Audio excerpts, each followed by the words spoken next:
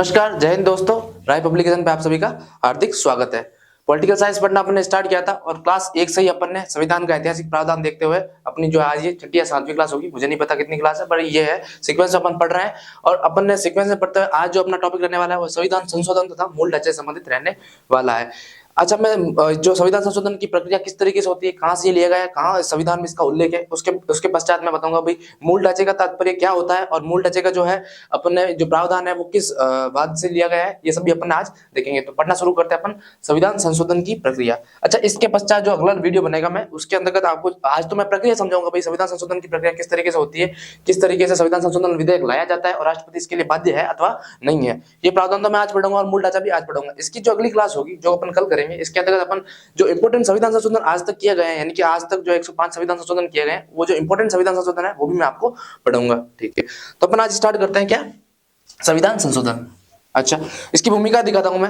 जब आपको बताया, मैंने बताया सबसे पहले जो प्रीवियस वीडियो थे उसमें संविधान सभा पढ़ाई थी और संविधान सभा में विभिन्न सदस्यों को भी मैंने पढ़ाया था। इसके अंतर्गत 3 सदस्य थे संविधान सभा में, के एम मुंशी, अल्लादी कृष्ण स्वामी अय्यर और गोपाला स्वामी अयंगर जो थे वो संविधान में जो है कठोर संशोधन प्रणाली चाहते थे, यानी कि जो संविधान के अंतर्गत ऐसे प्रावधान चाहते थे जिससे जो संविधान में संशोधन करना जो है एकदम कठोरता से किया जा सके।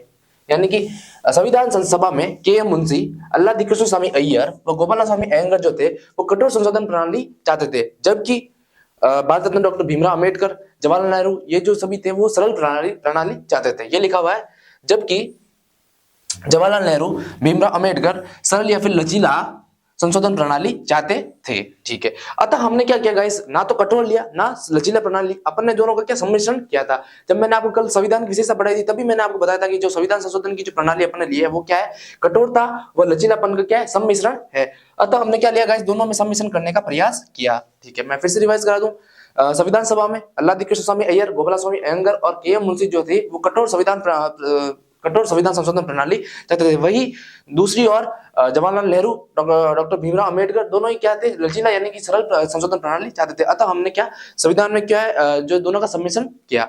अब मैं आपको बताऊंगा किस तरीके से प्रक्रिया और क्या किया जाता है। अच्छा, इससे पहले बता दूं संविधान में उल्लेख कहाँ है। मैंने आपको बार बार जब पहले प्रीवियस में जब अपन ने क्वेश्चन भी किए थे संविधान ऐतिहासिक प्रणाली के अंदर क्वेश्चन भी किए थे, क्वेश्चन लगाए थे, तब भी मैंने आपको बताया था कि इसका जो उल्लेख है वो संविधान के भाग 20 में अनुच्छेद 368 में इसका उल्लेख है। किसका, संविधान संशोधन का जो उल्लेख है संविधान के भाग 20 में अनुच्छेद 368 में इस संशोधन का उल्लेख किया गया है। ठीक है, अच्छा फिर बात की जाती है संविधान संशोधन की जो प्रणाली अपन ने कहां से ग्रहण की है, तो अपन ने कहां से, दक्षिण अफ्रीका से ये प्रणाली ग्रहण की है। ठीक है, वहीं जो जर्मनी से अपन ने आपातकालीन प्रावधान ग्रहण किए हैं।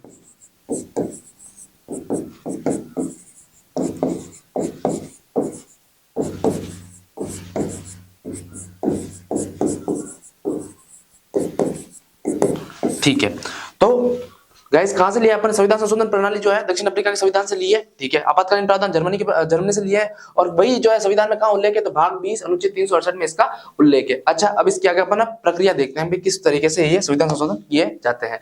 ठीक है, प्रक्रिया देखते हैं भाई क्या है।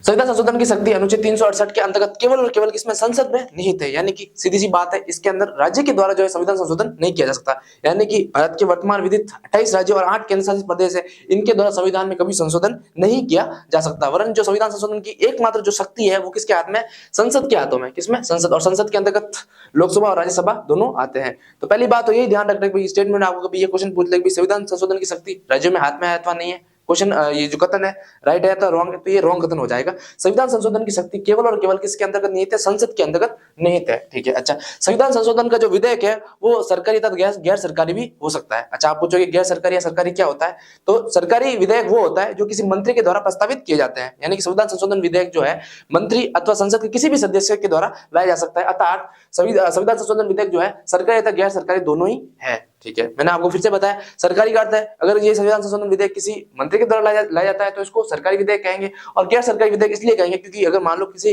विपक्ष के द्वारा यानी किसी संविधान के सदस्य के द्वारा अगर ये विधेयक लाया जाता है तो उसको गैर सरकारी विधेयक कहा जाता है। ठीक है, यही बात लिखी है, संविधान संशोधन विधेयक प्रक्रिया सरकारी तथा गैर सरकारी हो सकती है। ठीक है, अर्थात संविधान संशोधन विधेयक को मंत्री अथवा किसी भी सदन किसी भी सदन के सदस्य के द्वारा प्रस्तावित किया जा सकता है। ठीक है, मैंने आपको बताया कि जो संविधान संशोधन विधेयक होता है वो सरकारी तथा गैर सरकारी हो सकता है। सरकारी का तात्पर्य क्या है गाइस? सरकारी का तात्पर्य अगर किसी मंत्री के द्वारा अगर लाया गया हो, और गैर सरकारी का क्या तात्पर्य है? अगर किसी भी अन्य सदस्य के द्वारा लाया गया हो। ठीक है, आप समझ गए होंगे। पहली बात, संविधान संशोधन की जो शक्ति है वो केवल संसद में निहित है। फिर दूसरी बात है, यह किसी मंत्री अथवा किसी संसद सदस्य के द्वारा लाया जा सकता है। अगर किसी मंत्री के द्वारा लाया जाता है तो उसको सरकारी विधेयक कहेंगे, और अगर मान लो किसी संसद सदस्य के द्वारा लाया जाता है तो उसको गैर सरकारी विधेयक कहेंगे। ठीक है, अब बात की जाती है संविधान संशोधन को संसद के किसी भी सदन में प्रस्तावित किया जा सकता है। अच्छा, इसमें यह प्रावधान नहीं है, जैसे धन विधेयक जो है केवल और केवल पहले जो है लोकसभा में ही प्रस्तावित कर सकते हैं, लेकिन जो संविधान संशोधन विधेयक है वो लोकसभा तथा राज्यसभा किसी भी सदन में प्रस्तावित किया जा सकता है। देखो यही लाइन लिखी हुई है, संविधान संशोधन विधेयक को संसद के किसी भी सदन में प्रस्तावित किया जा सकता है। ठीक है, तो अपन को मोटा मोटी तीन बात पहले याद रखनी है। सबसे पहली बात तो यह है भाई, संविधान संशोधन की जो प्रक्रिया है वो केवल केवल किसमें? संसद में निहित है। किसमें निहित है गाइस? संसद में निहित है। फिर दूसरी बात की जाती है जो संविधान संशोधन की जो प्रक्रिया है वो सरकारी तथा गैर सरकारी हो सकती है। मैंने आपको बताया इसका क्या प्रावधान है। फिर बात किया संविधान संशोधन की जो प्रणाली है या फिर जो विधेयक है वो किसी भी सदन में प्रस्तावित किया जा सकता है। ठीक है, आगे की ओर बढ़ते हैं। ठीक है, अब बात की जाती है संविधान संशोधन को पारित करने के लिए विशेष बहुमत की आवश्यकता होती है। अच्छा, आप पूछोगे विशेष बहुमत से क्या तात्पर्य है? ये विशेष बहुमत से तात्पर्य है कि इसमें जो सदन का है या फिर किसी भी सदन में जिस सदन में लाया गया है उसका 2/3 बहुमत आवश्यक है। यानी मान लो आपको लोकसभा में लाया गया है तो लोकसभा में 2/3 सदस्यों का जो है बहुमत होना चाहिए। अगर मान लो राज्यसभा में यह विधेयक लाया गया है तो उसको भी पारित करने के लिए विशेष बहुमत यानी कि 2/3 बहुमत प्राप्त होना चाहिए। यही लाइन लिखी हुई है, संविधान संशोधन को पारित करने के लिए विशेष बहुमत की आवश्यकता होती है। ठीक है, अब मान लो विशेष बहुमत से मान लो ये पारित हो गया और दूसरे सदन में चला गया, यानी कि लोकसभा में पारित हुआ। मान लो एक बार को एग्जांपल दे रहा हूं कि मैं लोकसभा में ये विधेयक प्रस्तावित किया गया और 2/3 बहुमत से पारित किया गया। ठीक है, फिर बात की जाती है राज्यसभा में गया, लेकिन राज्यसभा में इन्होंने एक्सेप्ट नहीं किया या फिर 2/3 बहुमत से पास नहीं होता है, तो फिर वो बिल वही थम जाता है, यानी कि वही जो है समाप्त हो जाता है। लेकिन इस विधेयक में जैसे साधारण विधेयक पर जो है राष्ट्रपति द्वारा संयुक्त बैठक आउट की जा सकती है, उसी तरीके से जो संविधान संशोधन विधेयक पर संयुक्त बैठक का प्रावधान नहीं किया गया। यही लिखा गया है, संविधान संशोधन पर संयुक्त बैठक का प्रावधान नहीं है। ठीक है, मैंने अभी आपको बताया अगर मान लो 2/3 बहुमत से लोकसभा से राज्यसभा या राज्यसभा से लोकसभा में चला जाए, अगर मान लो कोई भी दूसरा सदन इसको एक्सेप्ट करने से मना कर दे तो राष्ट्रपति के द्वारा इस संदर्भ में संयुक्त बैठक का प्रावधान नहीं किया जा सकता है। ठीक है, फिर बात की जाती है अगर मान लो ये तो एक भी संयुक्त बैठक का प्रावधान नहीं किया जा सकता है, लेकिन अगर एक और कंडीशन है कि विधेयक जो है लोकसभा में पास किया गया 2/3 बहुमत प्राप्त करके राज्यसभा में जाता है और राज्यसभा में भी 2/3 बहुमत जो प्राप्त करके फिर जो है राष्ट्रपति के पास जाता है। पहले लोकसभा होगी फिर राज्यसभा होगी। मैं तो एक एग्जांपल दे रहा हूं, राज्यसभा भी हो सकती है पहले और फिर लोकसभा भी हो सकती है। फिर जो बिल है वो किसके पास जाएगी? राष्ट्रपति के पास जाएगा। ठीक है, वर्तमान अपने राष्ट्रपति महोदय कौन है? श्रीमती द्रौपदी मुर्मू। अगर मान लो लोकसभा से बिल पास हो गया, राज्यसभा से बिल पास हो गया, तो फिर वो जो बिल है वो हस्ताक्षर के लिए साइन के लिए जो है राष्ट्रपति के पास जाएगा। जैसे ही राष्ट्रपति इस बिल पर साइन कर देता है, वही जो है उसको जो है क्या है संशोधन यानी कि विधि का रूप ग्रहण कर लेता है। ये लिखा गया है, संविधान संशोधन पर राष्ट्रपति की सहमति मिलने पर वह अधिनियम का रूप ग्रहण कर लेता है। ठीक है, मैंने आपको बताया ये दोनों सदनों से पास होकर जो है विधेयक राष्ट्रपति की सहमति के लिए उनकी साइन के हेतु जाता है, तो अगर वो राष्ट्रपति उस पर जो है साइन यानी कि हस्ताक्षर कर लेते हैं तो वो जो है बिल है वो अधिनियम का रूप ग्रहण कर लेता है। ठीक है, अच्छा, संविधान के मूल की बात करूं तो संविधान में मूल में जब अपना संविधान 26 जनवरी 1950 को लागू हुआ था, उस समय जो है संविधान संशोधन विधेयक हो चाहे कोई भी विधेयक हो, उस पर जो है राष्ट्रपति सहमति देने के लिए बाध्य नहीं हुआ करता था। कब की बात कर रहा हूं? जब संविधान अपना लागू हुआ था। लेकिन एक संशोधन किया गया संविधान में, 24वां संविधान संशोधन 1971 यानी कि 24वां संविधान संशोधन 1971 में एक संसद के द्वारा एक संशोधन किया गया। उसके तहत यह दिया गया कि संविधान संशोधन विधेयक पर जो राष्ट्रपति सहमति है अर्थात राष्ट्रपति जो है साइन करने को क्या होगा? बाध्य होगा। ये लिखा हुआ है। 24वें संविधान संशोधन अधिनियम 1971 के माध्यम से राष्ट्रपति को संविधान संशोधन विधेयक पर सहमति देने हेतु बाध्य किया गया है। मैंने अभी आपको बताया कि जो बिल जो है जब राज्यसभा और लोकसभा दोनों से पास होकर राष्ट्रपति के लिए जाता है, तो 24वें संविधान संशोधन 1971 के द्वारा एक ऐसा मत दिया गया, ऐसा प्रावधान किया गया कि संविधान संशोधन विधेयक पर जो है राष्ट्रपति अपनी सहमति देने हेतु क्या होगा? बाध्य होगा। ठीक है, फिर से एक बार प्रक्रिया देख लेते हैं। सबसे पहली बात तो है भाई, संविधान संशोधन विधेयक के लिए जो अनुच्छेद 368 के अंतर्गत केवल और केवल जो है संविधान संशोधन की शक्ति केवल संसद में निहित है, यानी कि राज्य के द्वारा संविधान संशोधन नहीं किया जा सकता है। दूसरी बात, संविधान संशोधन जो है सरकारी तथा गैर सरकारी दोनों माध्यम हो सकते हैं, अर्थात संविधान संशोधन विधेयक जो प्रस्तावित है वो मंत्री अथवा संसद सदस्य के द्वारा किया जा सकता है। अच्छा, ये जो है किसी भी सदन में प्रस्तावित किया जा सकता है। तीसरी बात ये चौथी बात ये है अपनी कि संविधान संशोधन को पारित करने के लिए विशेष बहुमत की आवश्यकता होती है। किसी भले हो किसी भी सदन में प्रस्तावित किया गया हो, उसके लिए विशेष बहुमत यानी कि 2/3 बहुमत की आवश्यकता होती है। ठीक है। पांचवी बात यह है भाई, संविधान संशोधन पर जो है संयुक्त बैठक का प्रावधान नहीं किया गया है। जैसे साधारण बहुमत साधारण विधेयक पर जो है संयुक्त बैठक का प्रावधान किया गया है, उसी तरीके से है जो संविधान संशोधन विधेयक पर जो है संयुक्त बैठक का प्रावधान नहीं किया गया है। ठीक है। संविधान संशोधन विधेयक में अगर मान लो राष्ट्रपति ने अगर अपनी सहमति प्रदान कर दी है, उस बिल पर साइन कर देगा, तो वो बिल जो है तब से अधिनियम कहलाता है। अच्छा, फिर बात की जाती है, एक स्टार लगा के एक लाइन नोट कीजिएगा कि 24वें संविधान संशोधन 1971 के माध्यम से राष्ट्रपति को संविधान संशोधन विधेयक पर सहमति देनी हो तो क्या कह देगा, क्या कर दिया इस बाध्य कर दिया गया है। ठीक है। आगे की ओर बढ़ते हैं। ठीक है। अब अपन देखेंगे भाई संविधान संशोधन के प्रकार, भाई किस प्रकार से संविधान संशोधन किया जा सकता है। तो मैं संविधान संशोधन के 3 प्रकार बताऊंगा अभी। ठीक है। कौन कौन से 3 प्रकार है अभी देखते हैं। पहला प्रकार है साधारण बहुमत के माध्यम से। ठीक है। किसी भी, मैंने बताया भाई किसी भी सदन में ये जो है बिल जो है प्रस्तावित किया जा सकता है। तो कुछ कुछ जो संशोधन ऐसे होते हैं जो साधारण विधेयक साधारण बहुमत के माध्यम से ही पास किया जा सकता है। तो साधारण जो बहुमत है उसके माध्यम से, ये पहला टाइप हो गया।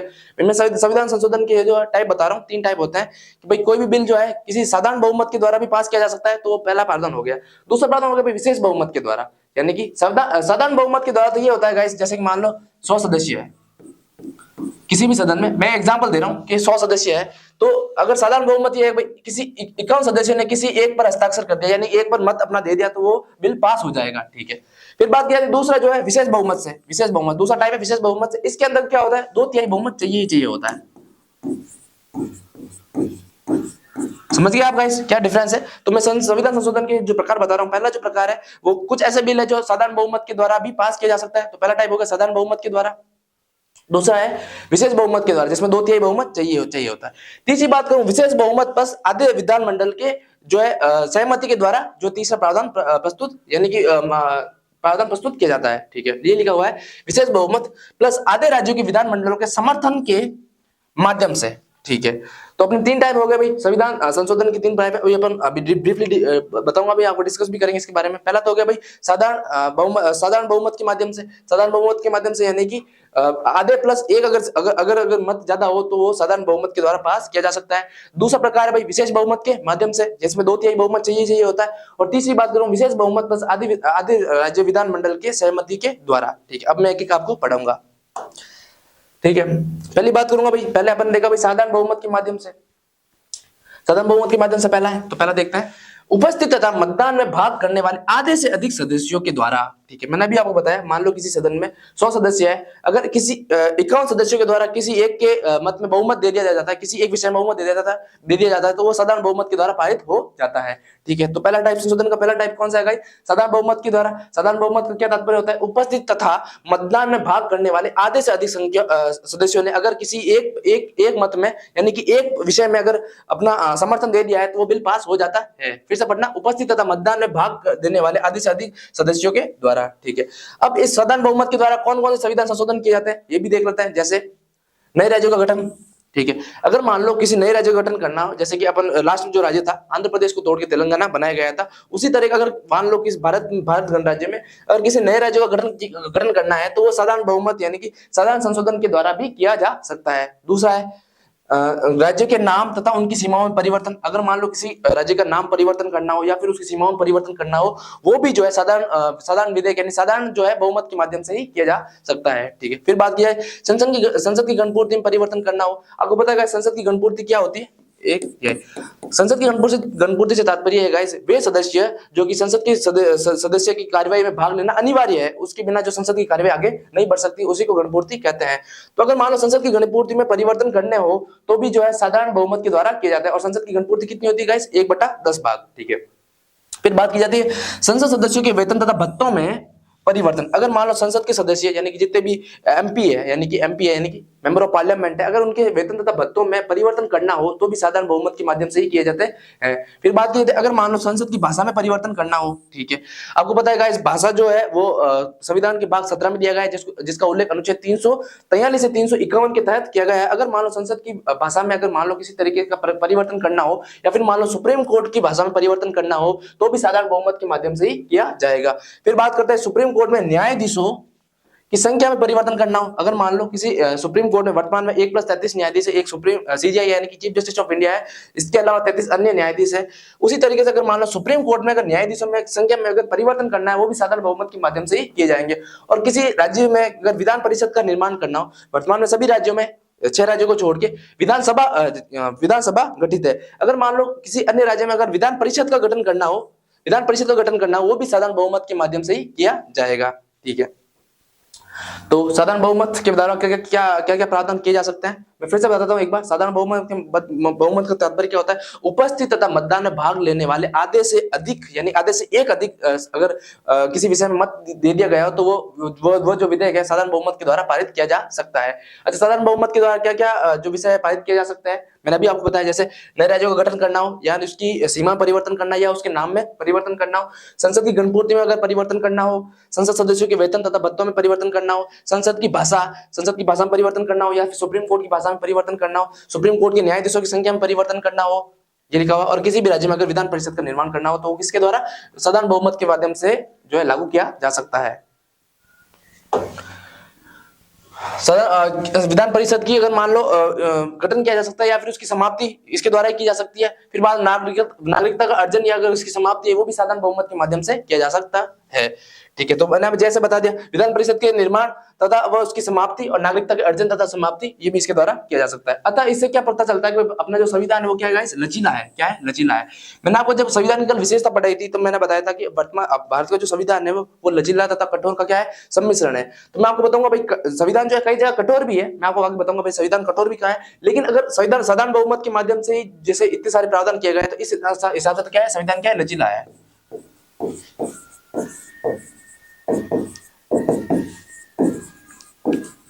ठीक है, किंतु एक बात याद रखना, जो भी जो है संशोधन है साधारण बहुमत के द्वारा किया जा सकता है, उनमें संविधान संशोधन जो अधिनियम है अनुच्छेद 368 के अंतर्गत नहीं रखा जाता है, यानी कि फिर इसको जो है साधारण बहुमत यानी साधारण विधेयक में रखा जाता है। ये लिखा हुआ है, साधारण बहुमत से किए गए कार्यों को संविधान संशोधन की अनुच्छेद 368 श्रेणी में सम्मिलित नहीं किया जाता है। क्या क्या क्या किया जाता है गाइस? नहीं किया जाता है। यानी कि अगर मान लो इतने प्रावधान किए गए साधारण बहुमत के द्वारा किस तरीके से कर सकते हैं और अपन क्या क्या कर सकते हैं साधारण बहुमत के माध्यम से। अपन ने देखा भाई विधानमंडल की परिषद का निर्माण हो या उसकी समाप्ति हो, फिर नागरिकता के अर्जन या फिर समाप्ति हो, ये सभी जो है प्रावधान अपन साधारण बहुमत के माध्यम से कर सकते हैं। अतः अपन को पता चलता है कि जो संविधान क्या है? लचीला है। किंतु अगर जो भी प्रावधान अपन ने साधारण बहुमत के द्वारा किया गया उनको संविधान संशोधन विधेयक में जो सम्मिलित नहीं किया जाता है, यानी अनुच्छेद 368 में सम्मिलित नहीं किया जाता है। ठीक है, अब अपन ने साधारण बहुमत देख लिया, अब दूसरे संविधान संशोधन का दूसरा टाइप यानी कि विशेष बहुमत का देखते हैं।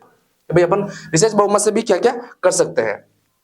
ठीक है, वही पहले तो मैं बताऊंगा भाई विशेष बहुमत क्या होता है और किस तरीके से किया जाता है। जैसे साधारण बहुमत उपस्थित तथा मतदान में भाग लेने वाले आधे से अधिक आधे के अधिक किसी विषय में एक मत हो तो साधारण बहुमत से लागू किया जा सकता है। उसी तरीके से विशेष बहुमत की बात की जाऊं तो इसके अंतर्गत क्या होता है? कुल सदन का बहुमत तथा उपस्थित तथा मतदान में भाग लेने वाले 2/3 सदस्य का बहुमत इसमें जरूरी होता है। ठीक है, तो आपको पूछे भाई साधारण बहुमत और विशेष बहुमत में क्या अंतर है, तो उसमें तक भाई आधे से एक अधिक जो है सदस्यों का जो है समर्थन चाहिए। और इसके अंतर्गत बात कहूं तो कुल सदन की सदस्य संख्या यानी कुल सदन का बहुमत, यानी सदन का बहुमत तो चाहिए, उसके साथ ही उपस्थित तथा मतदान में भाग करने वाले सदस्यों का 2/3 बहुमत। कितना? 2/3 बहुमत इसके द्वारा ही ये जो है विशेष बहुमत के द्वारा पारित किया जा सकता है। अच्छा, सर्वाधिक जो परिवर्तन है वो इसी से किया जाता है। ठीक है, संविधान संशोधन की प्रक्रिया में जो कि इसमें शामिल होता है अनुच्छेद 368 के अंतर्गत, उसमें जो सर्वाधिक जो परिवर्तन है वो इसी विशेष बहुमत के द्वारा ही किए जाते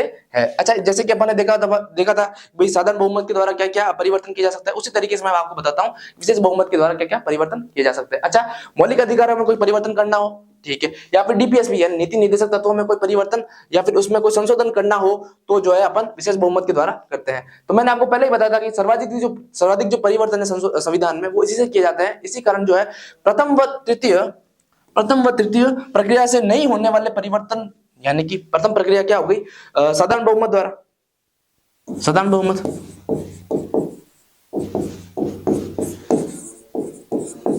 अच्छा, और तृतीय प्रक्रिया क्या हो गई? पहले तो हो गई भाई संसद प्लस आधे राज्यों के विधानमंडल की सहमति,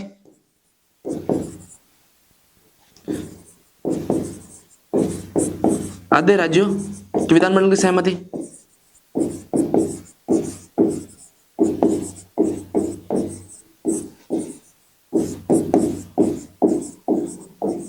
ठीक है।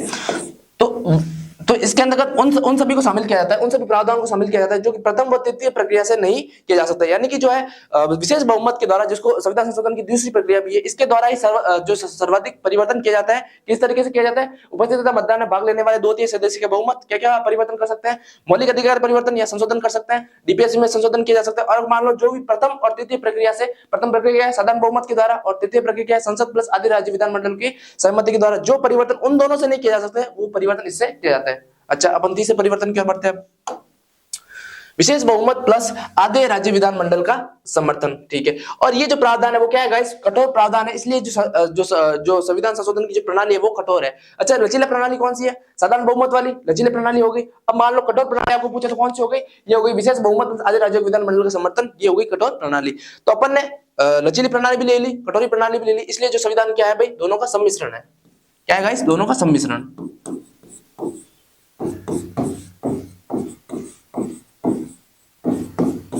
ठीक है, अब इसके द्वारा क्या क्या किया जाता है? जैसे मैंने आपको साधारण बहुमत के द्वारा बता दिया, विशेष बहुमत के द्वारा बता दिया, अब मैं बता रहा हूं इसके द्वारा क्या क्या परिवर्तन किया जाता है। कौन किससे? विशेष बहुमत प्लस आधे राज्य विधानमंडल के समर्थन के द्वारा। ठीक है, इसके द्वारा परिवर्तन किया जाता है सबसे पहले गाइस, जैसे कि राष्ट्रपति के निर्वाचन में अगर मान लो कोई परिवर्तन करना हो तो इससे ही करता है। राष्ट्रपति का जो निर्वाचन है, किस तरीके से निर्वाचन पद्धति होती है या फिर इसको क्या निर्वाचन मंडल है, अगर इसमें अगर परिवर्तन करना हो तो संसद का विशेष बहुमत तो चाहिए ही चाहिए, यानी कि 2/3 बहुमत तो चाहिए ही चाहिए।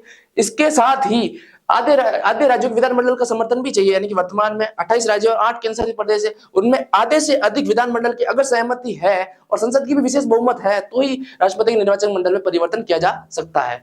दूसरा प्रावधान है राष्ट्रपति के निर्वाचन प्रक्रिया में परिवर्तन। मैंने आपको पहले ही बता दिया, राष्ट्रपति के निर्वाचन प्रक्रिया में परिवर्तन हो या फिर राष्ट्रपति के निर्वाचन में परिवर्तन हो या फिर राष्ट्रपति की निर्वाचन पद्धति या फिर निर्वाचन मंडल में परिवर्तन करना हो, ये सभी परिवर्तन जो है विशेष बहुमत और राज्य के विधानमंडल की सहमति के द्वारा ही होते हैं। फिर बात की जाती है संघ की कार्यपालिका की शक्ति के विस्तार तथा उसमें परिवर्तन करना हो। अगर मान लो संघ की कार्यपालिका की शक्ति के अंदर कुछ शक्तियों का विस्तार या उसको में कमी करनी हो तो भी विशेष बहुमत प्लस आधे राज्य विधानमंडल की समर्थन का अनिवार्य है। फिर बात की जाती है इसी तरीके से राज्यों की कार्यपालिका की शक्ति तथा उसमें विस्तार में राज्य की कार्यपालिका की शक्ति में अगर मान लो विस्तार करना या फिर उसमें कमी करनी हो वो भी इसी के द्वारा किया जा सकता है। न्यायालय में परिवर्तन करना हो या फिर संविधान संशोधन प्रणाली में परिवर्तन करना हो, ये सभी जो परिवर्तन है वो विशेष बहुमत प्लस आधे राज्य विधानमंडल की सहमति के द्वारा ही किए जाते हैं। ठीक है, फिर से रिपीट करवा दूं, विशेष बहुमत प्लस आधे राज्य विधानमंडल का समर्थन, ये जो है वो संविधान कठोर प्रणाली बता दी है। अतः अपने कुछ लचीले प्रावधान भी लिए, कुछ कठोर प्रावधान भी लिए, इसलिए जो दोनों का अपन ने सम्मिश्रण लिया है। तो इसके द्वारा क्या क्या प्रावधान किया जाता है? सबसे पहले राष्ट्रपति की निर्वाचन पद्धति में अगर कोई परिवर्तन करना हो तो इसके द्वारा किए जाएंगे। राष्ट्रपति के निर्वाचन मंडल में कोई परिवर्तन करना हो तो भी इसके द्वारा किए जाएंगे। और राष्ट्रपति के जो चुनाव की प्रक्रिया है वो भी अगर परिवर्तन करना हो तो इसके द्वारा ही किए जाएंगे। अच्छा, फिर और कौन कौन परिवर्तन किया जाता है? संघ की कार्यपालिका की शक्ति में अगर मान लो कोई विस्तार करना हो या फिर कमी करनी हो वो भी इसी के द्वारा किया जाता है। कौन सी? संघ की कार्यपालिका की शक्ति में कोई विस्तार करना हो या फिर कमी करनी हो वो भी इसके द्वारा। राज्य की कार्यपालिका की शक्ति में कोई विस्तार करना हो या फिर कमी करनी हो तो भी इसके द्वारा की जा सकती है। अच्छा, न्यायालय की शक्ति में कमी तो नहीं कर सकते, लेकिन अगर आपको बढ़ानी है तो भी इसके द्वारा ही कर सकते हैं। और मान लो संविधान संशोधन की प्रणाली में आपको संशोधन की प्रणाली अगर मान लो कुछ अलग से अगर प्रणाली अपनानी हो या फिर अनुच्छेद 368 के अंतर्गत कुछ और प्रक्रिया मिलानी हो तो भी इसी के द्वारा ही कर सकते हैं। ठीक है, तो इस तरीके से अपन ने तीनों प्रणाली देखती। तीनों प्रणाली भाई संशोधन के तीनों प्रकार थे, तीनों प्रकार मैंने आपको बता दिया भाई, साधारण बहुमत के द्वारा, विशेष बहुमत के द्वारा, विशेष बहुमत प्लस आधे राज्यों के विधानमंडल के समर्थन के द्वारा। ठीक है, साधारण बहुमत के द्वारा वही उपस्थित मतदान में भाग लेने वाले एक से अधिक। ठीक है, फिर कौन कौन से प्रावधान किए जा सकते हैं वो भी मैंने आपको बताया। ठीक है, फिर बताया विशेष बहुमत, उपस्थित मतदान में भाग लेने वाले 2/3 सदस्यों के बहुमत के द्वारा क्या क्या प्रावधान किया जा सकता है। और सर्वाधिक प्रावधान है वो अपन इसी से करते हैं। तीसरे के द्वारा बताया विशेष बहुमत प्लस आधे राज्य विधानमंडल का समर्थन करना चाहिए। और कौन कौन से प्रावधान जो इंपोर्टेंट प्रावधान है वो इसके द्वारा किए जाते हैं वो भी मैंने आपको बता दिया।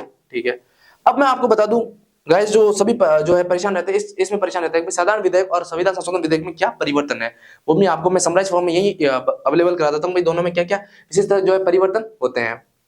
इधर साधारण विधेयक है और संविधान संशोधन विधेयक इस तरफ है। मैं आपको बता दूं गाइस, ये जो प्रश्न है इस तरीके का प्रश्न जो है आरएस तथा आईएएस मेंस में आ सकता है।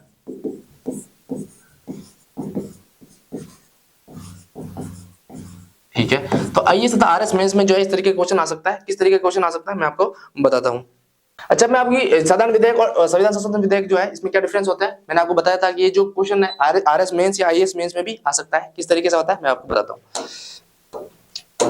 पहले बात करते हैं, जो साधारण विधेयक है वो राज्य तथा केंद्र दोनों के द्वारा प्रस्तावित किया जा सकता है। मैंने आपको बताया था कि संविधान संशोधन जो विधेयक है केवल केवल जो है केंद्र के द्वारा ही लाया जा सकता है। मैंने अभी आपको बताया कि संविधान संशोधन विधेयक अभी पढ़ा अपन ने, तो वो सिर्फ और सिर्फ केंद्र के द्वारा लाया जा सकता है, लेकिन साधारण विधेयक जो है केंद्र तथा राज्य दोनों के द्वारा ही लाया जा सकता है। यही डिफरेंस है। इसे राज्य तथा केंद्र कहीं भी प्रस्तावित किया जा सकता है। ठीक है भाई, इसकी बात करूं, इसे केवल केंद्र में ही प्रस्तावित किया जा सकता है, अभी मैंने आपको बताया था। अच्छा, साधारण विधेयक की बात की जाए तो साधारण विधेयक को जो है राष्ट्रपति पुनर्विचार हेतु लौटा सकता है। यानी कि मान लो ये जो साधारण विधेयक है राज्यसभा से पास हो गया, विधानसभा राज्यसभा से पास हो गया, लोकसभा से भी पास हो गया, तो फिर राष्ट्रपति की सहमति के लिए जब इसको साइन करने के लिए जाता है तो राष्ट्रपति जो है अगर मान लो इस विधेयक पर सहमत नहीं है तो इसको पुनर्विचार के लिए लौटा सकता है। किंतु संविधान संशोधन को जो है संविधान संशोधन विधेयक को पुनर्विचार हेतु नहीं लौटा जा सकता है। कौन सा संविधान संशोधन के द्वारा प्रावधान किया गया? 24 संविधान संशोधन 1971।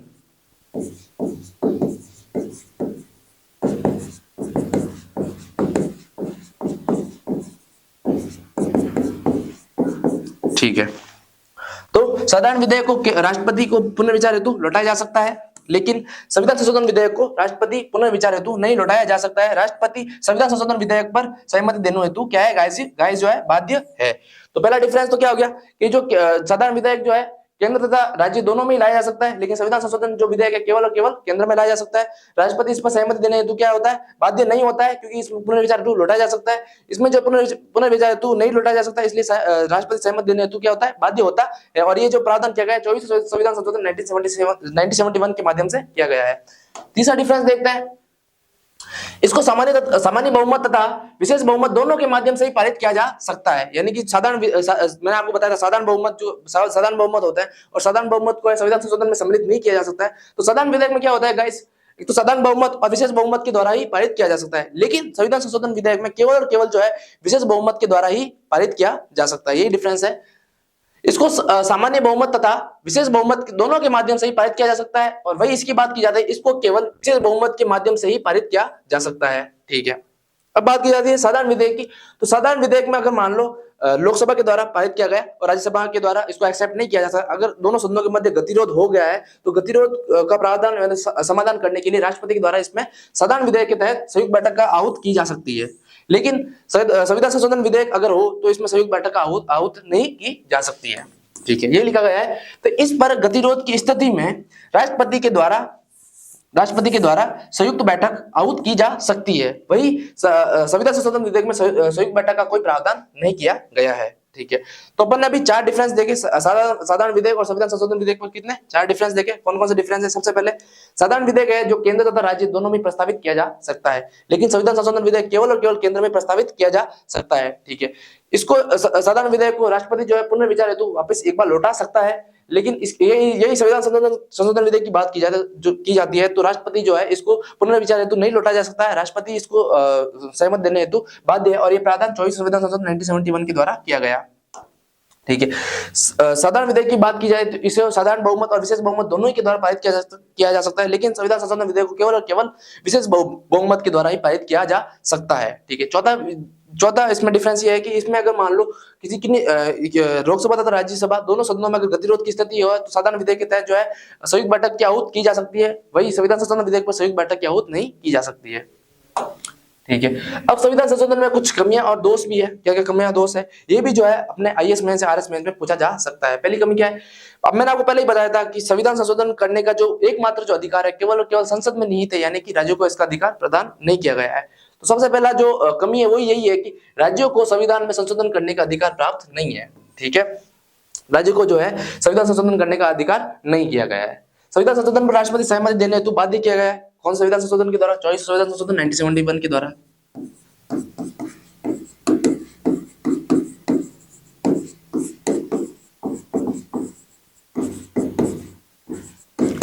ठीक है, तो बात की जाए तो पहली कमी कौन सी है भाई? राज्यों को जो है संविधान संशोधन करने का अधिकार प्राप्त नहीं है। पहला तो ये कमी होगी। दूसरी कमी ये हो गई गाइस की जो है इस पर संविधान संशोधन विधेयक पर राष्ट्रपति सहमति देने हेतु क्या होता है? बाध्य होता है। इसको पुनर्विचार हेतु नहीं लौटाया जा सकता है। ठीक है, तीसरी बात की जाती है संविधान संशोधन विधेयक पर संयुक्त बैठक का प्रावधान नहीं किया गया है। मैंने आपको बताया साधारण विधेयक पर जो है संयुक्त बैठक का प्रावधान किया गया है, वही संविधान संशोधन विधेयक पर जो है संयुक्त बैठक का प्रावधान या उपबंध नहीं किया गया है, जो कि इसकी एक बहुत बड़ी कमी है। ठीक है, संविधान संशोधन पर जो है जनमत संग्रह का अभाव पाया जाता है। किस तरीके से अभाव पाया जाता है, यानी कि इसमें जो है संविधान संशोधन करने से पूर्व जो है जनमत यानी कि जनता का जो है सहमति नहीं ली जाती है, यानी जनता से राय नहीं ली जाती है। जो भी एक क्या है, बहुत बड़ी कमी है, जनता की राय नहीं ली जाती है,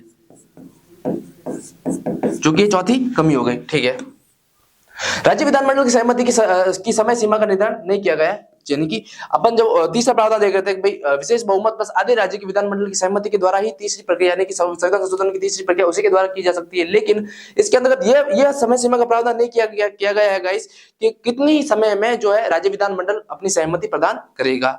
ठीक है, तो इसके अंतर्गत अपन ने कुल मोटा मोटी 5 कमी देखी। अगर मान लो कोई क्वेश्चन आ जाता है कि संविधान संशोधन क्या क्या कमियां हैं, क्या दोष है, उसका उल्लेख कीजिए या उसकी आलोचनात्मक परीक्षण कीजिए।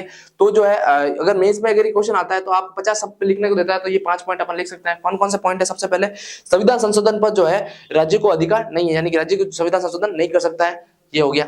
दूसरी बात की जाती है तो संविधान संशोधन जो है राज्य का अधिकार नहीं। दूसरी बात है राष्ट्रपति इसको सहमत देने के हेतु क्या होता है, बाध्य होता है, पुनर्विचार हेतु नहीं लौटा जा सकता है। संविधान संशोधन पर जो है संयुक्त बैठक का प्रावधान नहीं किया गया है। चौथा प्रावधान संविधान संशोधन पर जनमत संग्रह का अभाव यानी जनता की राय नहीं ली जा सकती है। और राज्य विधानमंडल की कितने समय में सहमति प्रदान करेंगे, यानी कि जो तीसरा प्रावधान है विशेष बहुमत प्लस आधे राज्य विधानमंडल की सहमति, वो जो सहमति है वो कितने समय में राज्य के द्वारा प्रदान की जाएगी, वो जो है समय सीमा का प्रावधान उसमें नहीं किया गया है।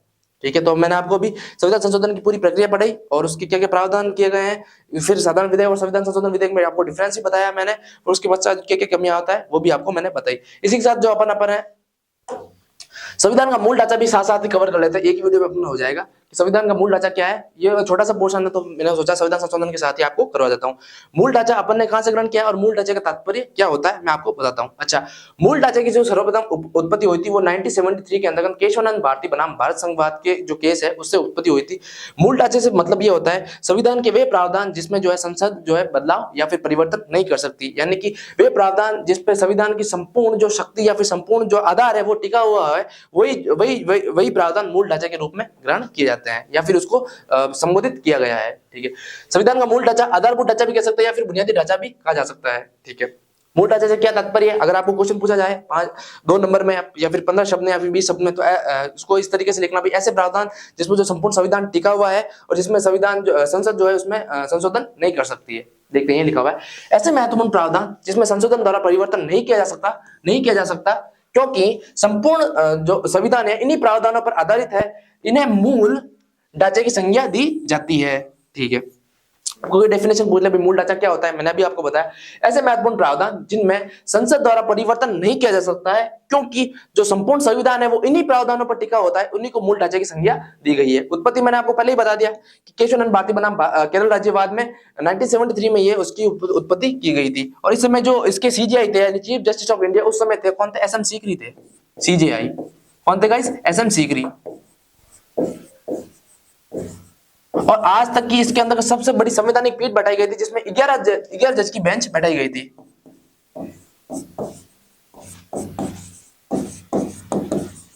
ठीक है, तो मूल ढांचे की डेफिनेशन क्या होता है गाइस, ऐसे प्रावधान जिसमें जो संशोधन है वो संशोधन जो है संसद यानी लोकसभा तथा राज्यसभा दोनों ही नहीं कर सकती है क्योंकि जो संपूर्ण संविधान के प्रावधान है वो इसी पर टिके हुए हैं, यही इसी को है मूल ढांचे की संज्ञा दी जाती है। और मूल ढांचे की जो उत्पत्ति है वो केशवानंद भारती बनाम भारत संघवाद 1973 केस में की गई थी, जिसके में जो सीजीआई थे वो कौन थे, एस एम सीकरी थे।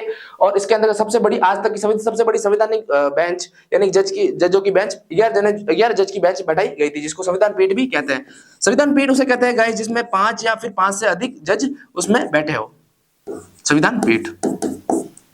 आगे बढ़ते हैं।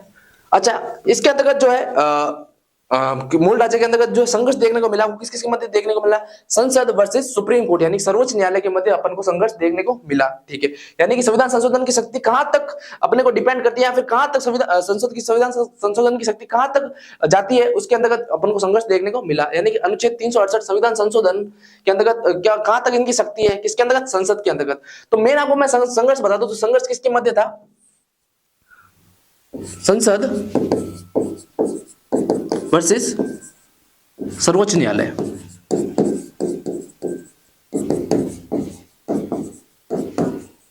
ठीक ठीक है। संसद वर्सेस सर्वोच्च न्यायालय के मध्य यह संघर्ष हुआ था कि अनुच्छेद 368 जिसके अंतर्गत संविधान संशोधन का उल्लेख है, उसकी शक्ति जो है संसद की कहां तक जाती है, ये इसका संघर्ष है। अच्छा, फिर इसी संघर्ष के तहत एक 1967 में एक वाद हुआ था, गोलकनाथ बनाम पंजाब राज्यवाद। गोलकनाथ बनाम पंजाब राज्यवाद के अंतर्गत 1961 में जो केस हुआ था, इसके अंतर्गत यह निर्णय दिया गया था कि संसद जो है मौलिक अधिकारों में परिवर्तन नहीं कर सकती। क्या नहीं कर सकती गाइस? संसद जो है मौलिक अधिकारों में परिवर्तन नहीं कर सकती। ये फैसला जो दिया गया था 1967 के गोलकनाथ बनाम पंजाब राज्यवाद में दिया गया था। ठीक है, सबसे पहले अपन देखते हैं भाई संघर्ष किस किस के मध्य हुआ था। संघर्ष जो है सर्वोच्च न्यायालय और किसके मध्य, संसद के मध्य हुआ था। अच्छा, क्या संघर्ष था कि ये जो है अनुच्छेद 368 के अंतर्गत संविधान संशोधन की जो शक्ति दी गई है उसकी सीमा कहां तक है। ठीक है, फिर इसी के तहत एक वाद आता है 1967 में गोलकनाथ बनाम पंजाब राज्यवाद। इसके अंतर्गत यह सर्वोच्च न्यायालय यानी सुप्रीम कोर्ट ने एक वर्डिक्ट दिया था। इसमें यह वर्डिक्ट दिया था कि जो संविधान के अंतर्गत जो है मौलिक अधिकार के अंतर्गत संसद जो है परिवर्तन नहीं कर सकती। क्या नहीं कर सकती गाइस? संसद मौलिक अधिकार में परिवर्तन नहीं कर सकती। लेकिन 24वां संविधान संशोधन 1971 के अंतर्गत जो है गोलकनाथ बनाम पंजाब राज्यवाद के दिया गया जो वर्डिक्ट है उसको क्या फैसला बदल दिया, किसके द्वारा? संसद के द्वारा।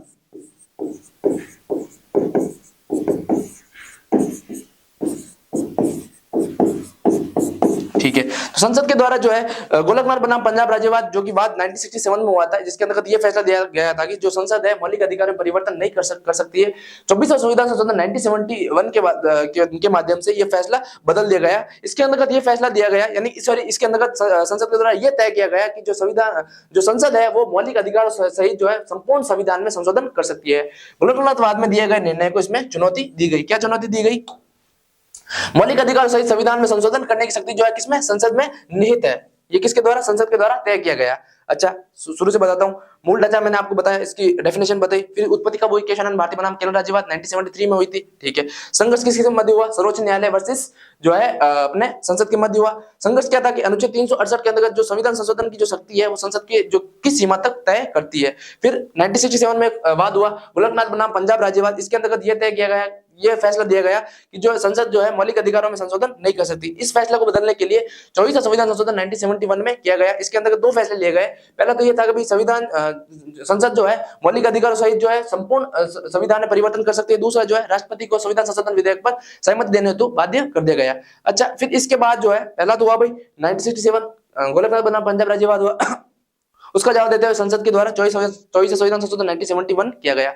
फिर इसको जवाब देते हुए सुप्रीम कोर्ट ने केशव नंदन भारती बनाम केरल राज्यवाद जो कि 1973 में केस हुआ था, इसके अंदर 24 संविधान संशोधन को क्या की गई थी? चुनौती दी गई। 1971 में जो 24 संविधान संशोधन किया गया था उसको चुनौती देते हुए क्या फैसला दिया? संविधान संशोधन में देख, संसद जो है संविधान संशोधन तो कर सकता है, लेकिन जो इसको संविधान की संशोधन करने की जो शक्ति है वो सीमित रहेगी, यानी कि अभूतपूर्व नहीं रहेगी। वो इसी के अंतर्गत जो है सुप्रीम कोर्ट के द्वारा मूल ढांचे सिद्धांत का प्रतिपादन किया गया। पढ़िए, संसद संविधान में तो संशोधन कर सकती है, परंतु संसद की संशोधन शक्ति असीमित नहीं है। यह संविधान के मूल ढांचे में परिवर्तन नहीं कर सकती। ठीक है, तो मूल ढांचे का सर्वप्रथम जो कांसेप्ट है वो केशव नंदन भारती बनाम केरल राज्यवाद 1973 में लाया गया था। 1973 के केशव नंदन भारती बनाम केरल राज्यवाद में 24 संविधान संशोधन जो कि 1971 में किया गया था उसको चुनौती प्रस्तुत की गई थी। और इसके अंतर्गत ये वर्डिक्ट यानी कि जो संविधान पीठ के द्वारा यह फैसला दिया गया था कि संसद जो है संविधान में संशोधन कर सकती है, लेकिन जो ये संविधान के अंतर्गत जो संसद संशोधन करती है ये शक्ति जो है असीमित नहीं है। असीमित क्यों नहीं है? क्योंकि संसद जो है मूल ढांचे में परिवर्तन नहीं कर सकती, और यहीं से जो है मूल ढांचे का जो प्रथम सिद्धांत का जो है प्रतिपादन यही किया गया। ठीक है, अब इसमें दिया गया मूल ढांचे, जब केशव नंदन भारती बनाम केरल राज्यवाद 1973 जो केस हुआ था इसके अंतर्गत मूल ढांचे का भी एक डेफिनेशन दी गई। मूल ढांचे के अंतर्गत हम ये चीज रखते हैं या फिर इन चीजों को मूल ढांचे के अंतर्गत सम्मिलित किया जाना चाहिए। कौन कौन चीजें जो है मूल ढांचे के अंतर्गत सम्मिलित है, कौन देखते हैं? सबसे पहले है भाई वयस्क मताधिकार। मैंने आपको जब कल संविधान की विशेषता पढ़ाई थी तो इसके अंतर्गत ये भी बताया था कि वयस्क मताधिकार का तात्पर्य क्या होता है? एक निश्चित आयु में आने पर सभी को एक समान वोट देने का अधिकार ही वयस्क मताधिकार कहलाता है। और ये जो कॉन्सेप्ट है सबसे पहले जवाहरलाल नेहरू के द्वारा लाया गया था। मूल ढांचे में सबसे पहले वयस्क मताधिकार शामिल किया गया था। पंथ निरपेक्षता, ठीक है, जिसको 42 संविधान संशोधन 1976 के माध्यम से संविधान की प्रस्तावना में जोड़ा गया था, इसको भी जो है मूल ढांचे के अंतर्गत सम्मिलित किया गया था। ठीक है, विधि का शासन, अपन को पता है विधि का शासन जो है ब्रिटेन के संविधान से लिया, और ब्रिटेन के जो इस विधि के शासन भी जो है अपन ने मूल ढांचे के अंतर्गत सम्मिलित कर दिया गया था। ठीक है, संवैधानिक उपचारों का अधिकार जिसका उल्लेख अनुच्छेद 32 में दिया गया है। वो भी संविधान के मूल ढांचे में सम्मिलित किया गया। ठीक है, फिर बात की जाती है लोकतंत्र, गणराज्य। गणराज्य में आपको कल डेफिनेशन बताई थी। लोकतंत्र, गणराज्य, न्यायालय की स्वतंत्रता तथा न्यायिक पुनरावलोकन, संविधान की सर्वोच्चता, संविधान की सर्वोच्चता, विभिन्न वादों के माध्यम से, विभिन्न केस के माध्यम से संविधान के मूल ढांचे में सम्मिलित किया गया।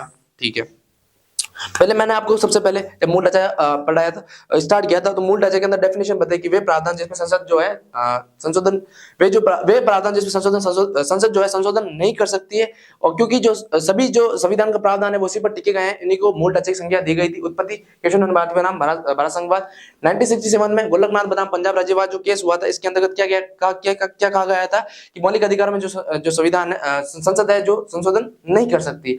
फिर बात की जाती है इसके रिप्लाई में संसद के द्वारा 24वां संविधान संशोधन 1971 में किया गया था। इसके अंतर्गत यह तय किया गया था कि संविधान जो है मौलिक अधिकार सहित पूरे संविधान में संशोधन कर सकती है। फिर इसी के रिप्लाई में केशव भारती बनाम केरल राज्यवाद में 1973 में यह वर्डिक्ट दिया गया था कि संसद जो है मूल ढांचे में परिवर्तन नहीं कर सकती, और उसी मूल ढांचे में क्या-क्या सम्मिलित किया गया, ये सभी सम्मिलित किया गया। फिर से बता दो मूल ढांचे में क्या-क्या सम्मिलित किया गया। वयस्क मताधिकार, एक आयु में आने पर सभी को समान वोट देने का अधिकार, वयस्क मताधिकार।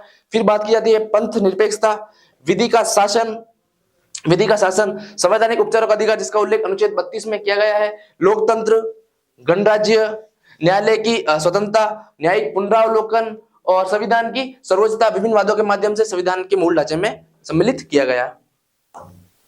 ठीक है, अब बात की जाती है तो भाई मूल ढांचे की क्या क्या कमी भी है, कुछ कमियां भी है। अगर आपको आरएस मेंस या फिर आईएएस मेंस या फिर किसी भी मेंस एग्जाम में ये पूछा जाए तो भाई क्या क्या कमियां है, तो अपन के 3 कमियां, या फिर आपको और भी कोई याद आए तो और कमियां भी लिख सकते हैं। सबसे पहले भाई मूल ढांचा अस्पष्ट है। अभी भी वर्तमान में उस वर्डिक्ट को हुए आज 40 साल बीत गए, केशव भारती बनाम केरल राज्यवाद को हुए 40 साल बीत गए, अभी भी जो है मूल ढांचा अस्पष्ट है। यानी कि मूल ढांचे की सर्वोपरि एक फिक्स डेफिनेशन नहीं है। मोटा मोटी सुप्रीम कोर्ट के द्वारा 1973 में जो डेफिनेशन दी गई उसी को मान्य करते हुए आगे डेफिनेशन मानी गई, लेकिन मूल ढांचा जो अभी भी स्पष्ट है। यानी विभिन्न वादों के माध्यम से, विभिन्न केस के माध्यम से अभी भी जो है मूल ढांचे में एंट्री की जा सकती है, की जा रही है। यानी मूल ढांचा क्या है गाइस, अस्पष्ट है।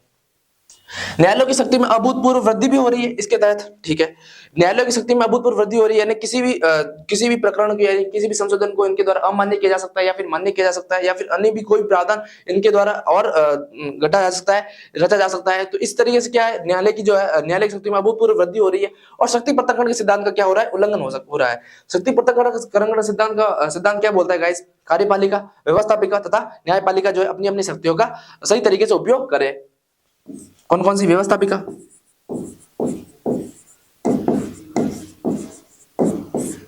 कार्यपालिका तथा न्यायपालिका।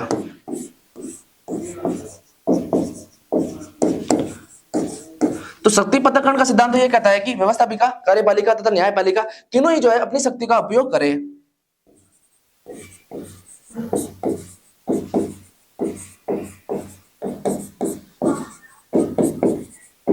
तीनों क्या है गाइस, अपने शक्तियों का उपयोग करें। लेकिन इसके द्वारा क्या हो रहा है, कि जो है मूल ढांचे सिद्धांत के द्वारा शक्ति पृथक्करण के सिद्धांत का उल्लंघन हो रहा है। शक्ति पृथक्करण सिद्धांत का उल्लंघन इसलिए हो रहा है क्योंकि इसके अंदर न्यायालय की जो है अभूतपूर्व शक्तियों में वृद्धि हो रही है, इसलिए जो है न्यायपालिका जो है कार्यपालिका तथा व्यवस्थापिका के अंतर्गत अपने कार्यों में दखल करती है। ठीक है, तो कौन कौन सी कमियां हो गई, सबसे पहले तो मूल ढांचा जो है अभी भी अस्पष्ट है, इसकी कोई फिक्स डेफिनेशन नहीं है। दूसरी बात की जाती है न्यायपालिका की जो शक्तियों में अभूतपूर्व वृद्धि हुई है और शक्ति पृथक्करण के सिद्धांत का उल्लंघन हुआ है। ठीक है, ये तो कोई कमी, लेकिन जो है मूल ढांचे की कुछ महत्वता है, कुछ प्रासंगिकता भी है। क्या क्या प्रासंगिकता है, इसी की बात करते हैं अपन आगे। संविधान की सर्वोच्चता स्थापित करने के लिए मूल ढांचा लाया गया था, यानी कि मूल ढांचे के द्वारा ही संविधान की सर्वोच्चता स्थापित की गई है। संविधान की सर्वोच्चता क्या की गई, स्थापित की गई है, संविधान की सर्वोच्चता स्थापित। ठीक है, तो इसी के द्वारा ही संविधान की सर्वोच्चता स्थापित की गई है। यानी कि अगर मान लो संविधान अपने वर्तमान में जो है संसद से ऊपर कौन है, संविधान है, तो संविधान की जो सर्वोच्चता स्थापित की गई है वो मूल ढांचे के द्वारा ही स्थापित की गई है। इसकी पहली प्रासंगिकता यानी महत्ता हो गई। विधि के शासन को स्थापित करने के लिए बेहद जरूरी है। ठीक है, विधि के शासन या फिर कानून का शासन स्थापित करने के लिए इसको विधि के शासन को, मैंने आपको बताया था कि जब मूल ढांचे में क्या क्या सम्मिलित किया गया था, तो मैंने ये भी बताया था कि विधि के शासन को मूल ढांचे में सम्मिलित किया गया है, तो विधि के शासन को स्थापित करने के लिए भी यह जरूरी है। तीसरी बात करूं तो मैं मौलिक अधिकारों के संरक्षण के लिए भी मूल ढांचे का होना जरूरी है, क्योंकि मौलिक अधिकार को भी मूल ढांचे में सम्मिलित किया गया है। फिर बात किया संघात्मक शासन की अभिरक्षा के लिए भी यह जरूरी है। ठीक है, तो इसकी क्या प्रासंगिकता या क्या फिर महत्ता है ये देख सकते हैं अपन। संविधान की सर्वोच्चता स्थापित करने के लिए जरूरी है, यानी संविधान जो है सर्वोपरि अपना, तो इसकी सर्वोच्चता स्थापित करने के लिए मूल ढांचे का कंसेप्ट लाया गया था। फिर बात किया विधि के शासन को स्थापित करने के लिए भी जरूरी है। विधि के शासन अपन ने यूके के संविधान यानी ब्रिटेन के संविधान से लिया है, तो विधि के जो शासन है वो भी अपन ने मूल ढांचे में सम्मिलित किया गया है, इसलिए जो है उसको विधि के शासन को स्थापित करने के लिए आवश्यक है। मौलिक अधिकारों के संरक्षण के लिए भी मूल ढांचे का होना अति आवश्यक है। फिर बात किया थी संघात्मक शासन की अभिरक्षा के लिए भी मौलिक ढांचा का होना अति आवश्यक है। तो गाइस अपन ने आज संविधान के संशोधन की प्रक्रिया और फिर मूल ढांचे देखे थे। मैं आपको फिर से एक बार रिवाइज कर लेता हूं फटाफट। सबसे पहले अपन ने आज संविधान संशोधन देखा था, उसमें भूमिका देखी थी के.एम. मुंशी, अल्लादी कृष्ण स्वामी, गोपाल स्वामी अयंगार के द्वारा जो है कठोर संशोधन प्रणाली चाहते थे, लेकिन भीमराव अम्बेडकर और जवाहरलाल नेहरू जो है लचीली प्रणाली चाहते थे, अतः दोनों का सम्मिश्रण लिया। संविधान उल्लेख अनुच्छेद 368 भाग 20 कहां से लिया गया है? दक्षिण अफ्रीका के संविधान से लिया गया है। फिर अपन ने देखा था प्रक्रिया, संविधान संशोधन विधेयक केवल संसद में ही लाया जा सकता है, यह गैर सरकारी तथा सरकारी दोनों ही हो सकता है, किसी भी सदन में लाया जा सकता है। विशेष इसको पारित करने के लिए विशेष बहुमत की आवश्यकता होती है। संयुक्त बैठक का प्रावधान नहीं किया गया है और संविधान संशोधन पर राष्ट्रपति सहमति देने हेतु बाध्य होता है। किसके द्वारा बाध्य किया गया है? 24 संविधान संशोधन 1971 के बाद के द्वारा। फिर बात की संविधान संशोधन के प्रकार 3 प्रकार होते हैं, साधारण बहुमत, दूसरा होता है विशेष बहुमत और तीसरा होता है विशेष बहुमत पर आधे राज्य विधानमंडल की सहमति। साधारण बहुमत के द्वारा क्या होता है? साधारण बहुमत में अंतर्गत वो होता है जैसे कि उपस्थित मतदान में भाग करने वाले आधे से अधिक सदस्यों का जो है उसका मत लिया जाता है, उनकी सहमति ली जाती है। कौन कौन से संविधान संशोधन साधारण बहुमत के द्वारा किया जा सकता है वो मैंने आपको भी बताया। साधारण बहुमत के द्वारा यह लगता है कि संविधान क्या है, एकदम सरल है, लचीला है। साधारण बहुमत से किए गए जो संशोधन है वो अनुच्छेद 368 के अंतर्गत नहीं रखे जाते हैं। फिर बात किया विशेष बहुमत। विशेष बहुमत क्या है? उपस्थित मतदान में भाग करने वाले 2/3 सदस्यों के बहुमत के द्वारा ये जो फैसले लिए जाते हैं। कौन कौन से संशोधन किए जाते हैं? मौलिक अधिकार डीपीएस में, और सबसे अधिक जो है इसमें किए जाते हैं। फिर बात की जाती है विशेष बहुमत आधे राज्य विधानमंडल की सहमति के द्वारा, जिसके अंतर्गत 2/3 बहुमत तो चाहिए, लेकिन उसके साथ आधे राज्य विधानमंडल की सहमति भी चाहिए। कौन कौन से संविधान संशोधन के अंतर्गत क्या क्या कर सकते हैं ये भी अपन ने बताया। ठीक है, फिर अपन ने साधारण विधेयक और संविधान संशोधन विधेयक में क्या डिफरेंस होता है, मैंने 4 डिफरेंस आपको बताया, भली बात, परिचित होंगे अब तो। ठीक है, फिर बात की जाती है अपन संविधान संशोधन में क्या क्या कमियां हैं। भाई राज्यों का अधिकार नहीं है, राष्ट्रपति इसको सहमति देने तो बाध्य है, उसमें जनता की राय नहीं ली जाती है, और कितने समय में राज्य विधानमंडल के द्वारा सहमति दी जानी चाहिए, समय सीमा का कोई निर्धारण नहीं किया गया है, ये भी देखा। फिर अगर अपन आगे बात करें मूल ढांचा, मूल ढांचा क्या होता है, और मूल ढांचा की उत्पत्ति केशव भारतीय बनाम केरल राज्यवाद 1973 के अंतर्गत की गई थी। ठीक है, इसके अंदर जो सीजीआई था वो एसएमसी थे। मैंने मूल ढांचे या फिर आधारभूत ढांचे की क्या डेफिनेशन बताई। अब संविधान के मूल ढांचे में क्या क्या सम्मिलित किया गया है मैंने वो भी आपको बताया था आगे। इससे पहले अपन ने देखा भाई संघर्ष किसके मध्य, संसद और सुप्रीम कोर्ट के मध्य संघर्ष दिया गया था कि जो संसद की संविधान संशोधन की शक्ति अनुच्छेद 368 के अंदर दी गई है वो कहां तक सीमित की गई है, फिर इसकी सीमा क्या होनी चाहिए। फिर बात की गोलकनाथ बनाम पंजाब राज्यवाद में यह दिया कि जो संसद है संविधान के मौलिक अधिकारों में संशोधन नहीं कर सकती। फिर उसको चुनौती देने के लिए 24 संविधान संशोधन 1971 लाया गया था, जिसके अंतर्गत ये कहा गया कि संविधान मौलिक अधिकार समेत जो है संसद संविधान संशोधन में जो है संशोधन कर सकती है। फिर बात की जाती है 1973 के गोलकनाथ बनाम केरल राज्यवाद में मूल ढांचे का सिद्धांत प्रतिपादन किया गया। इसी के अंतर्गत कुछ विषय जो है मूल ढांचे के अंतर्गत रखे गए थे, मैंने आपको बताया कौन कौन से जो विषय मूल ढांचे के अंतर्गत रखे गए थे। फिर बात की जाती मैंने मूल ढांचे कुछ कमियां भी बताई, भाई कुछ कमियां भी है, लेकिन जो है ये बड़ी अति प्रासंगिक बात है कि मूल ढांचे का होना भी क्यों जरूरी है, क्योंकि हमने इसकी प्रासंगिकता और महत्वता भी बता दी। तो गाइस अपन ने आज संविधान के संशोधन की प्रक्रिया कहां से लिया और किस तरीके की जो प्रकरण होते हैं या फिर मूल ढांचा क्या है, इसकी उत्पत्ति कहां से हुई, ये सभी अपन ने आज देखे। इसकी अगली कड़ी में जो है अपन जो महत्वपूर्ण संविधान संशोधन है वो भी अपन देखेंगे। तब तक के लिए जय श्री कृष्ण, राधे राधे।